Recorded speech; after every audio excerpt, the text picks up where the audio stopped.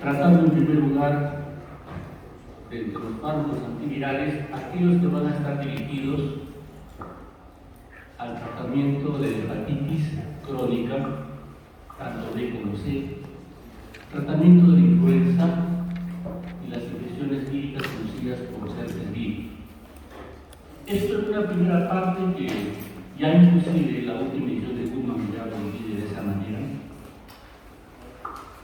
y que resulta bastante complicado, por decirlo menos, pero trataremos de explicarlo en el hecho de poder compartir con ustedes los fundamentos que van a tener los fármacos antivirales. Y para esto, entre lo primero que ustedes deben recordar está en reconocer que los virus pues, son elementos, no son propiamente seres vivos, están en el borde de lo vivo inerte, quizás su mejor definición sea como complejos biomoleculares que una vez que penetran en un ser vivo adquieren la capacidad de poder reproducirse. Y todo virus tiene una cubierta, en buena parte va a provenir de estructura o de estructura celular de la célula huésped y un contenido que está conformado por un ácido nucleico que puede ser DNA o puede ser RNA. Y de ahí ustedes ya saben que hay virus de RNA y hay virus de DNA, lo que va a determinar un comportamiento biológico diferente.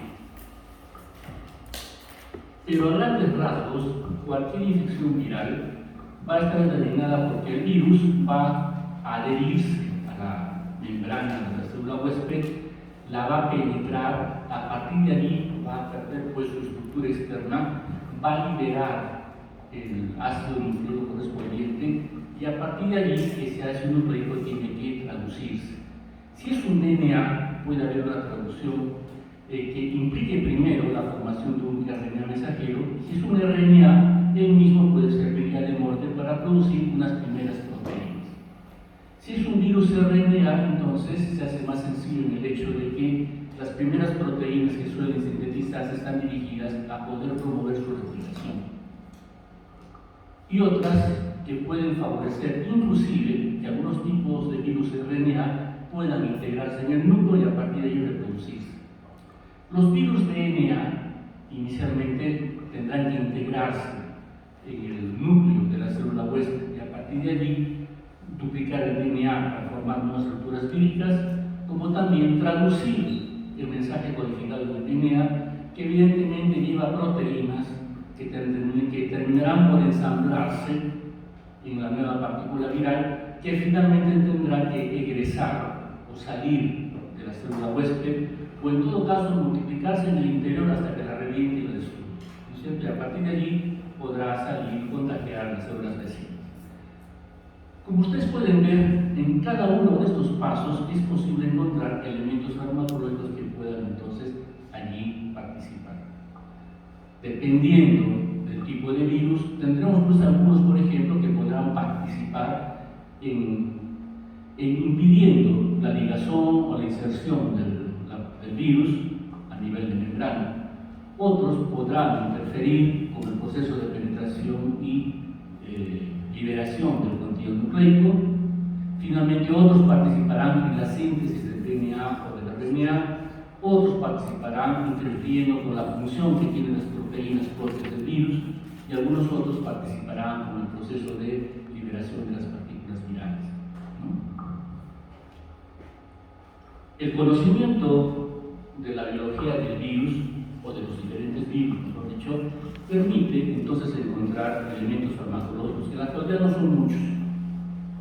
El manejo de infecciones virales siempre es todo un problema, a diferencia de las bacterias. Las bacterias, recuerden ustedes, tienen mecanismos que, si bien entran en la generalidad de los procesos de síntesis de componentes celulares, de duplicación celular, etc., sus componentes son diferentes a las células eucarióticas y eso los vuelve muy susceptibles de ser atacados con fármacos que son muy específicos pues, de las bacterias. Pero en el caso de los virus no. Los virus utilizan la maquinaria propia de la célula huésped. Querer interferir con ello significaría que interferiríamos de todas maneras con los procesos celulares per se. Pero un conocimiento más profundo de su biología, como hemos visto, nos va a permitir encontrar entonces el partir de la epidemia del VIH. A partir de los años 90, entonces, con conocimiento de causa de cómo funcionaba mejor el virus del HIV, nos permitimos encontrar diferentes formas de poder atacar a los virus. Y a partir de allí nos podemos nosotros proyectar a otros virus en los cuales podemos tener en la actualidad algún elemento farmacológico. Pero aún así, considerando el gran número de infecciones virales que existen, las mismas que pueden ser tratadas en forma efectiva con antivirales, es muy pequeño, es muy limitado. ¿Okay? Bien, en primer lugar nos vamos a referir a lo que es la hepatitis crónica. En los últimos 10 años, pues reconocemos que la hepatitis crónica puede ser controlada o curada. Si es una hepatitis B crónica, puede ser controlada.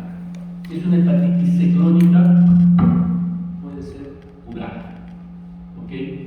Bien, los objetivos del tratamiento en la hepatitis crónica tendrán que ver necesariamente con reducir la carga viral, es decir, el número de partículas virales que están circulando en el organismo, lo cual debe llevar evidentemente a una mejoría de los parámetros que nosotros usamos en la serología, vale decir anticuerpos. Entonces va a haber una seroconversión. Y por otro lado, va a haber una mejoría no solamente a partir del virus, sino también bioquímica y eventualmente histológica o funcional. ¿Okay? Bien. ¿Qué fármacos se utilizan para la hepatitis crónica? Lo primero que se utilizó fueron los interferones. Si ustedes recuerden, son elementos que se forman naturalmente ante toda infección viral con un mecanismo en específico para impedir que el virus siga replicándose. ¿Okay? En el caso de la hepatitis B crónica, pues significaron el primer elemento de utilidad para poder controlar la enfermedad. Luego, reconociendo que la polimerasa, por ejemplo, del virus de la hepatitis podía ser controlada con algunos fármacos, y esto a raíz de lo que se estaba conociendo ya con los virus del HIV, tenemos análogos de nucleósidos y análogos de nucleótidos. Nucleósidos y nucleótidos, recuerden ustedes que en todo caso los nucleótidos son los elementos que se van a utilizar para la síntesis de los ácidos nucleicos, tanto RNA como DNA. Precursores de nucleótidos son los nucleósidos. Ya un poco de su bioquímica nos ayuda a diferenciar lo que es un nucleósido y un nucleótido, ¿no es cierto? El nucleótido tiene ácido fosfórico, son ésteres de ácido fosfórico de los nucleósidos, ¿no? Bien. Y por otro lado, tenemos inhibidores de la proteasa, es decir, cuando el virus de la hepatitis B va a traducir su mensaje genético, lo hace generalmente a partir de una gran proteína. Y esa gran proteína tenemos que fraccionarla, y cada uno de esos pedazos cumplirá una función en particular. Si nosotros evitamos ese fraccionamiento, pues estamos cortando el ciclo de vida del virus, y por lo tanto impedimos su replicación. Entonces, esto es lo que se tiene. Y esto en buena parte deriva del tratamiento que se inició con el virus del HIV. Por eso es que muchos de estos fármacos, o muchos de estos elementos, son comunes para el tratamiento también del HIV. Cualquiera de estos, ¿no? Entecavir, tolurina, telmiburina, entre otros, vamos a verlos nosotros también en el manejo del HIV. Adefovir, que nos puede también de igual manera. Y oselcrovir, por ejemplo, este sí es algo más específico para la proteasa correspondiente del virus de la hepatitis. ¿Okay? Pero a semejanza de lo que son los inhibidores de la proteasa de los retrovirales. Bien, para la hepatitis B entonces tenemos esos fármacos: la tibudina, entecitanina, entecavir, termiburina. Bueno, los cuales los vamos a ver un poquito más profundamente, por eso solamente ahora hacemos mención cuando hagamos la clase de retrovirales. Lo mismo que los nucleótidos, en particular con el tenofovir.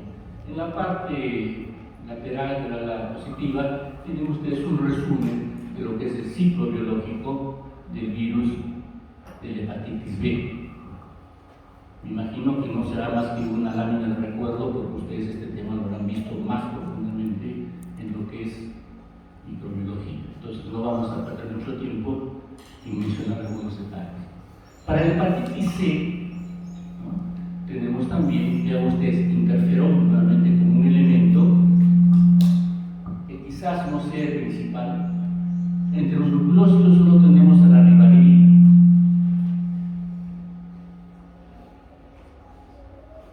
Y luego tenemos inhibidores de la proteasa, en particular para ese tipo de polimerasa que hay, los inhibidores de la polimerasa que está, el hernia polimerasa, particularmente del virus de la hepatitis C, donde tenemos esos tres elementos que en la actualidad son utilizados: sofosbuvir, lenvatinib, lumivudine.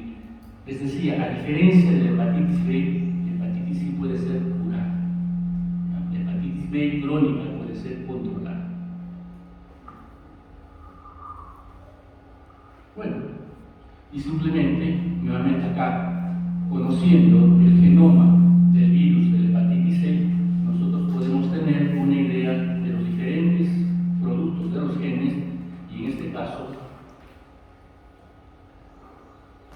la polimerasa es blanco de los elementos farmacológicos que hemos mencionado. Y otra cosa importante, el manejo de la hepatitis C involucra un conocimiento de la isoforma o del tipo de virus que está invadiendo el organismo, el hígado, en buena cuenta, porque acá tenemos elementos que confieren resistencia al interferón, y a partir de allí, entonces, los esquemas pueden variar en el manejo del paciente. Se requiere una tipificación genética para ver cuáles serán los elementos que tendrán que ser utilizados para cada paciente en particular. Lo que agrega, pues, si quieren ustedes, un elemento de dificultad para poder manejar al paciente. En otras palabras, encarece el tratamiento. No son manejos, digamos, baratos. Suelen ser bastante onerosos. De tal manera que la mejor forma de evitar esto es que en el caso de la hepatitis B, las personas reciban su vacuna. En el caso de la hepatitis C, no tenemos vacuna contra la hepatitis C, pero digamos, el control puede ser un poquito menos complicado, dado que generalmente su transmisión es a nivel hospitalario. En cambio, la hepatitis B pueden, además de transmitirse a través de componentes que portan sangre, la transmisión sexual es muy importante.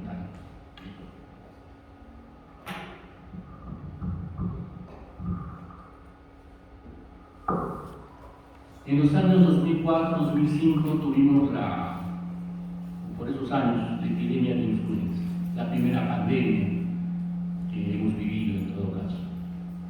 Ustedes eran muy pequeñitos para entonces, posiblemente no recuerden o no tengan mayor conocimiento, pero en su momento significó pues todo un caos, en el sentido de que se pensaba que esta epidemia podía ser tan peligrosa como la de 1917, 18, y podía ser, digamos, tan contundente como la producida por el virus de la gripe aviar.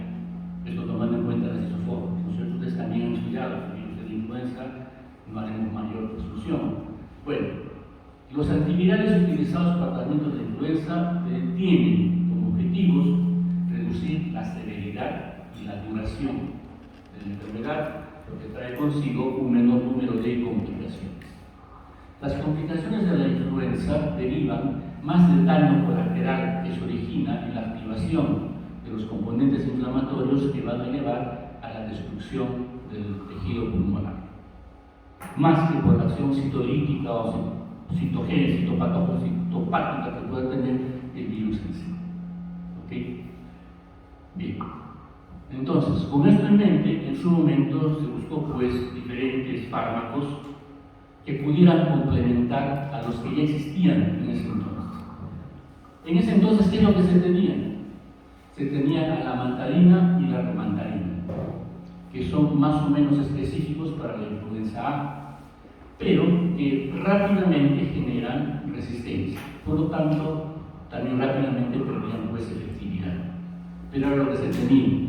Y en todo caso, cuando vino lo de la epidemia, encontró ya la posibilidad de utilizar estos dos, que son los inhibidores de la neuroamilasa, el zanamivir y el oseltamivir, entre otros. Pues evidentemente el más conocido, el más utilizado es el oseltamivir, que es un medicamento que lo podemos nosotros administrar por vía oral.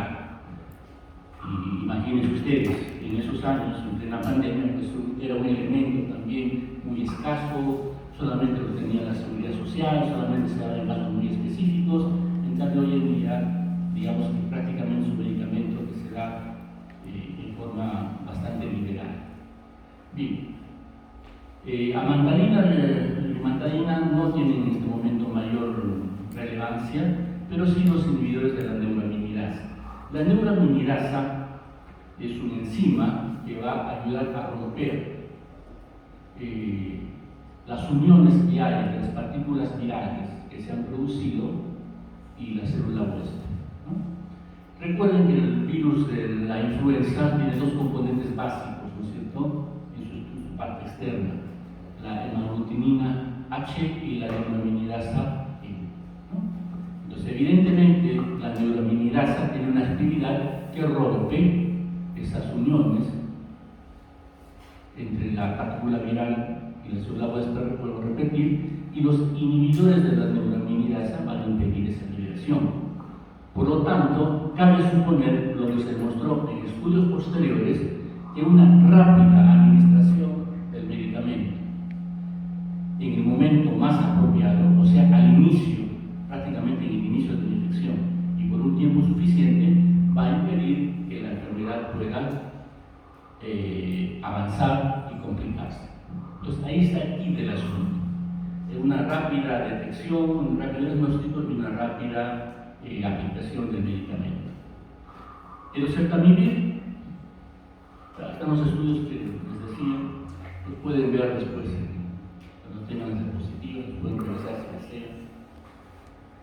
Es un fármaco que se da por vía oral, tiene una muy rápida absorción, inclusive existe en presentaciones infantiles, o sea, en jarabes, debido a que es pues, muy accesible a los niños, ¿no? Se distribuye ampliamente a lo que es líquido extracelular, como ustedes pueden ver allí. No sufre metabolismo y la eliminación básicamente renal. Y prácticamente los efectos indeseables son de menor cuantía. Algo de irritación gastrointestinal y nada más que eso. Entonces es un medicamento que fácilmente puede ser administrado y del cual podemos obtener buenos resultados. El sanamivir, de la misma familia, es un fármaco que se administra por vía inhalatoria. Sus principales utilidades fueron pues en la gripe aviar, donde la variante propia del virus de la influenza producía una gran reacción inflamatoria a nivel pulmonar. Entonces, el medicamento tenía por finalidad impedir que se generen suficientes partículas virales que despierten dicha reacción. De lo contrario, pasaba lo que últimamente sucede en el coronavirus, ¿no? El daño pulmonar, la UCI y mantener al paciente hasta que reaccione. Bueno. El otro grupo de infecciones virales controlables con cierta facilidad son las infecciones herpéticas. Los virus de tipo herpes son virus DNA, a diferencia de los anteriores que hemos visto, el virus de la hepatitis C, el virus de la influenza, que son virus RNA, el virus de la hepatitis B es un virus DNA, ¿no es cierto? Pero en el caso acá de los herpes virus, son virus DNA, son virus relativamente grandes. Los principales virus que van a producir en este caso infecciones virales en el ser humano son el herpes virus tipo 1, el tipo 2, que es la transmisión sexual, el virus de la varicela zoster, el extremavirus, el trimelovirus, y el virus del herpes humano tipo 6 y tipo 7, algún inclusive relacionado con el sarcoma de Kaposi. Bueno, entre los elementos que tenemos para el manejo de las infecciones tenemos el aciclovir, elemento clásico, ahora mismo ustedes lo van a ver muy utilizado en el hospital, no solamente para las infecciones herpéticas comunes, sino para las meningitis o meningoencefalitis herpéticas. El valaciclovir es una variante que facilita su biodisponibilidad por vía oral. Luego tenemos el ganciclovir, que entra en la familia, pero más específico para citomegalovirus que para herpes virus. Y tenemos al Bifoscarnet, un elemento bisagra que nos va a permitir unir lo que es herpes virus y lo que son virus del HIV.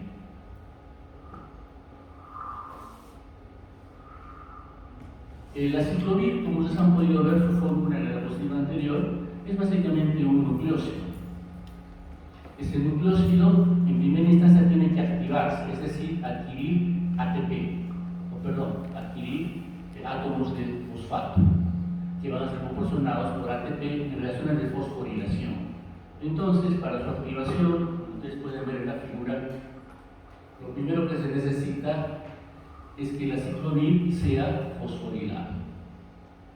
El aciclovir ingresa a la célula, es fosforilado, difosforilado, el aciclovir trifosfato, y como tal se vuelve un sustrato para la DNA polimerasa viral. Si ustedes recuerdan sus clases de biología molecular, la síntesis del DNA es a partir de nucleótidos de fosfato, captados por la DNA polimerasa, y a partir de ahí se sintetiza la cadena COP del DNA, ¿no es cierto? Pero bien, si ustedes se fijan, el aciclovir es como un azúcar incompleto. La ribosa o la desoxirribosa está incompleta. Falta el residuo 3'. Entonces, cuando esta molécula ciclovir se introduce, no va a haber cómo añadirle más moléculas de nucleótidos, ¿no es cierto? Porque no tiene cómo engancharse en el 3', y por lo tanto se corta la síntesis del DNA y por lo tanto se evita la replicación viral. En esta activación, lo más importante es la primera fosforilación, que va a ser en el caso de los herpes virus por la timidina quinasa viral herpética. Las otras fosforilaciones son menos específicas. Entonces tenemos aquí que para poder actuar el aciclovir necesita la timidina quinasa y necesita la DNA polimerasa. Son dos elementos que vamos a tener muy presentes cuando hablemos nosotros de la resistencia al aciclovir. Bien, la tabla nos ayuda a comparar aciclovir, transciclovir y foscarnet con respecto a sus propiedades farmacocinéticas y también lo que son mecanismos de acción. Vean ustedes que todos inhiben la DNA polimerasa, ¿ok? Pero además necesita la participación, en el caso de aciclovir, de la timidina quinasa como paso inicial. Para el caso del aciclovir, la activación en el caso de citomegalovirus no lo hace timidina quinasa, sino lo hace este producto del gen UL97, que es una quinasa también, pero específica de citomegalovirus. Suele ser pregunta de examen. Bueno, era pregunta de examen, ahora ya no va a ser, como es lo mismo, no puedo preguntar lo mismo, ¿no es cierto? Bueno, pues por ahí van las preguntas. Además de eso, en el caso del foscarnet, además de inhibir DNA polimerasa, también puede inhibir a la transcriptasa reversa. Y por lo tanto, les decía, es una bisagra que nos une los herpes virus con los virus del HIV. Los mecanismos de resistencia tienen que ver con la alteración de las DNA polimerasas, evidentemente, pero también con las quinasas, especialmente la que se refiere a timidina quinasa para el aciclovir y de la UL97 para el aciclovir y citomegalovirus. Luego tienen el resumen de propiedades farmacocinéticas. Es importante ver que el cociente entre líquido cefalorraquídeo y plasma suele ser más del 50%, hasta 0.7, lo que quiere decir que estos fármacos sí atraviesan la barrera hematoencefálica, llegan al encéfalo y por lo tanto son útiles en las meningoencefalitis, tanto por herpes virus como por citomegalovirus. ¿Okay? La excreción renal, vean ustedes, básicamente es del fármaco intacto. Más del 90% se elimina intacto, en el caso de la aciclovir, pues hay un 30%, un 40% de metabolismo. Efectos indeseables, este también es donde suelen haber muchas preguntas, porque vale la pena recordar. El aciclovir se relaciona con insuficiencia renal y neurotoxicidad. ¿Okay? El aciclovir con mielosupresión, puede haber anemias, puede haber leucopenias, trombocitopenias. Foscarnet es un elemento muy simple, como puede ver en la diapositiva, es prácticamente una modificación del ácido fosfórico, por eso va a fijar calcio, y al fijar calcio puede determinar, entre otras cosas, hipocalcemia. Y el calcio que se va a fijar a nivel riñón puede determinar nefrotoxicidad.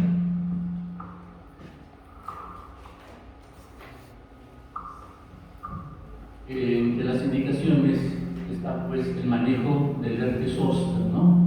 o infecciones por herpes virus, que son muy comunes cuando el paciente tiene cierto grado de inmunodeficiencia. Estas infecciones suelen ser complicaciones de pacientes trasplantados, de pacientes inmunosuprimidos, y por lo tanto el uso de estos medicamentos no es tan raro como ustedes puedan suponer. En una varicela común y corriente, su uso, que a veces más de un pediatra lo hace, no tendría que ser necesario en un niño que tiene su actividad inmunológica normal. La varicela siempre será una infección de la infancia, fácilmente superable con pocas complicaciones. La vacunación, que es bastante alta en estos momentos, hace que uno vea formas muy mitigadas de varicela que no requieren tratamiento con aciclovir. Solamente se recomienda el aciclovir en el caso de pacientes inmunocomprometidos o de pacientes adultos que han generado cierto tipo de complicación. Por lo demás, no es necesario. Pero recuerden, herpes zóster y los casos de herpes en pacientes inmunocomprometidos son indicación para un uso efectivo de este tipo de medicamentos, entre los cuales el aciclovir es cosa representativa. Bien, como en su momento el conocimiento del ciclo de replicación del HIV marcó todo un antes y después en el manejo de infecciones virales, acá tienen una gráfica que les recuerda lo que hace el virus, el coronavirus. Desde que ingresa, todas las diferentes instancias que se generan en el interior celular, hasta que finalmente se liberan partículas virales.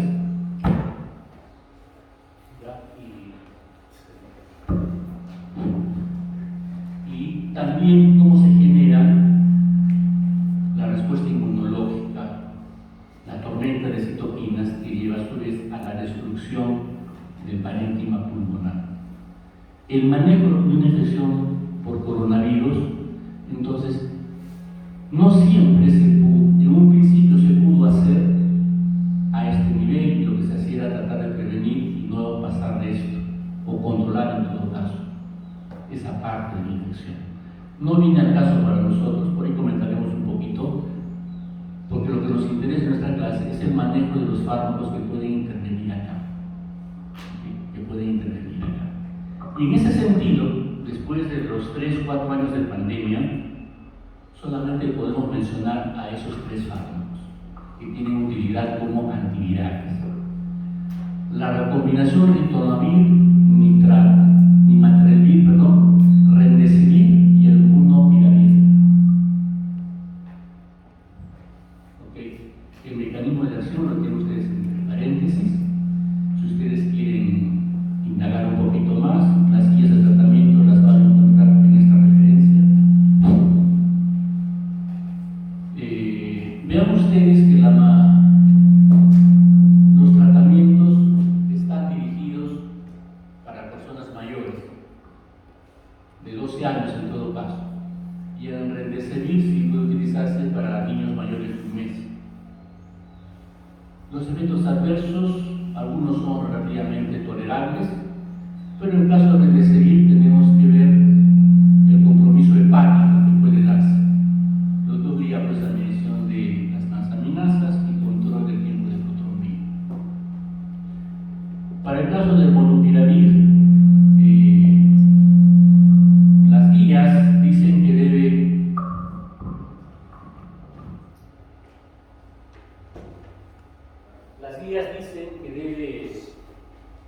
evitarse en las personas que tienen algún riesgo de reproducción, aunque la FDA dice que no tendría importancia. ¿Por qué? Porque como solamente lo vamos a dar por 5 días, en esos 5 días no tendría por qué generarse algún problema teratogénico, suponiendo que la paciente sea una mujer embarazada. Pero aún así, dice, en lo posible habrá que evitar, ¿no? Los tratamientos, como ustedes pueden ver, son de 5 días. En el caso de remdesivir, si el paciente dice es un hospitalizado con una infección leve, 3 días, pero si es hospitalizado o al una infección un poquito más complicada, máximo hasta 10 días, si acaso está hospitalizado. ¿Okay? Es lo que tenemos. La efectividad de estos tratamientos en la actualidad, que todavía se sigue estudiando al respecto, digamos, es una efectividad moderada. pero cualquiera de estos está dirigido a casos leves a moderados. ¿Ya?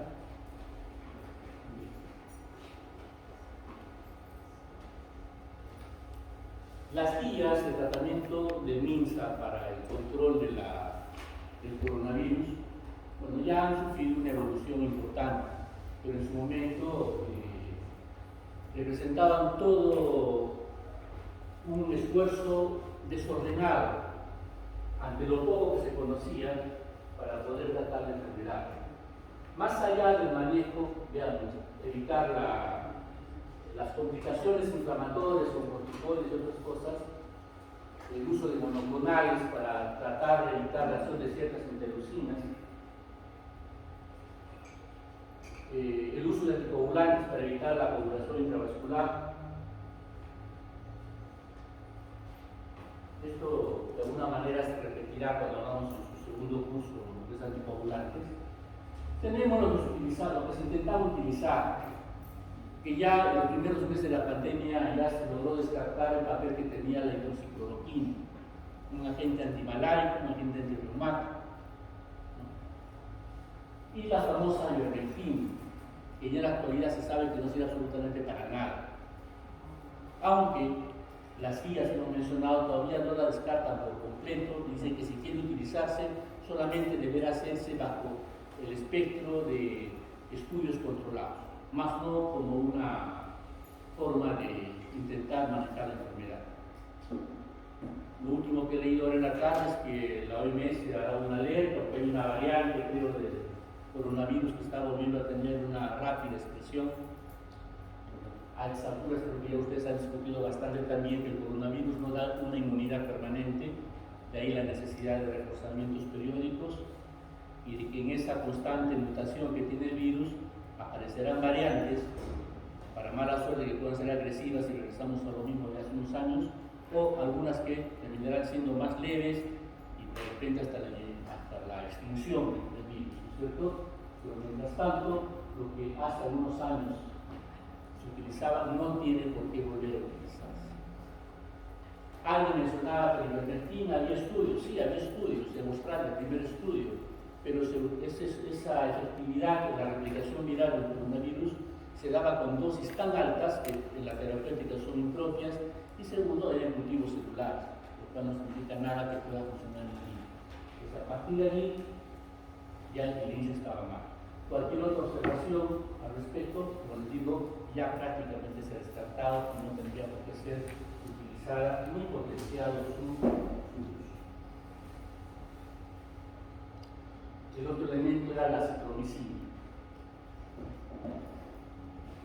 Como comentamos con un grupo de prácticas, la citromicina es útil para neumonías atípicas y las neumonías por virus también son atípicas. Claro, pero el agente etiológico no es una bacteria atípica, sino es un virus que da un cuadro pulmonar de complicación, si quieren ustedes, de comillas atípicas. Entonces, ¿por qué se utilizaba y por qué podría haber de repente algún resultado por ahí, quizás de repente hasta anecdótico? Es que hay un papel que no lo describen los libros, especialmente los libros americanos.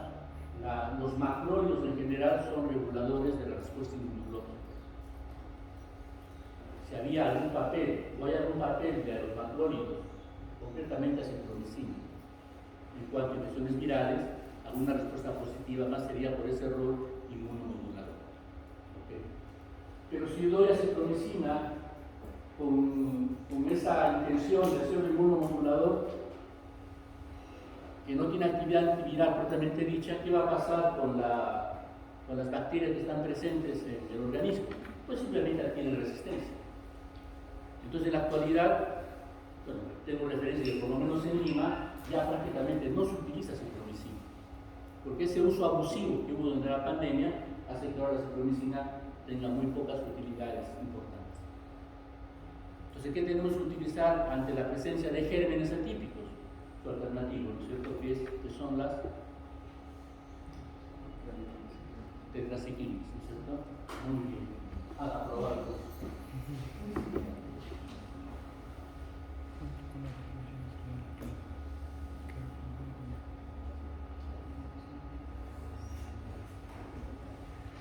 Antes de pasar al siguiente tema, quizás alguna inquietud, alguna pregunta.